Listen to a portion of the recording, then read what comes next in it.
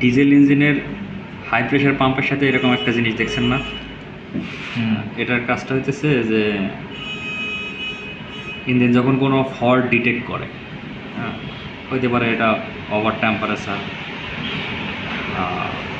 লো oil প্রেশারের temperature, বিভিন্ন কারণে তখন ইঞ্জিন কিন্তু অটোমেটিক বন্ধ হয়ে যায়। বন্ধটা করে কেরা, বন্ধটা কীভাবে হয়? তো ওখানে এইরকম একটা স্টপার বসানো থাকে, এটাকে বলে হইতেছে ইঞ্জিন স্টপার সলিনয়েড।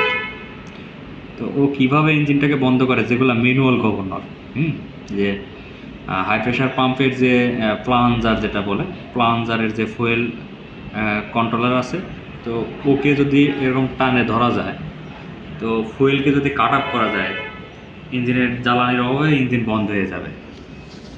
তো যখন ইঞ্জিন বন্ধ করার অর্ডার আসে, সেটা মনিটর থেকে হোক আর আপনি যদি ম্যানুয়াল পুশ করে বন্ধ করেন, তো ওই সলিনয়েড কী করে, ওর ভিতরে একটা মোটর আছে, মোটরটাকে ঘুরায়া এই তারটাকে টান দেয়, হ্যাঁ, টান দিয়া ওই যে আছে, ওই প্লাঞ্জারের যে লিভারটা আছে, লিভারটাকে টান দেয়। অর্থাৎ কীরকম, যে ফুয়েল র্যাকের যে থাকবে, ওই লিভারটা থাকবে, ওই লিভারটা এরকম বসানো থাকবে, ওর সাথে এই তারটাকে এইভাবে আটকায় দেওয়া হয় নাট বল্টু দিয়ে।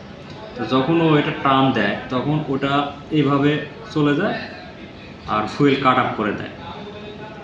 এটা সংযুক্ত করা হয় হচ্ছে মনিটরের সাথে, অথবা আমরা যেটা বলি জেনসেট, এটার সাথে। তো এটা আমরা একটু যদি ম্যানুয়ালি চালাই, তাহলে এটা কিভাবে কাজ করে এটা দেখা যাবে। তা এটার জন্য কিন্তু এই যে 24 ভোল্ট লাগবে ডিসি।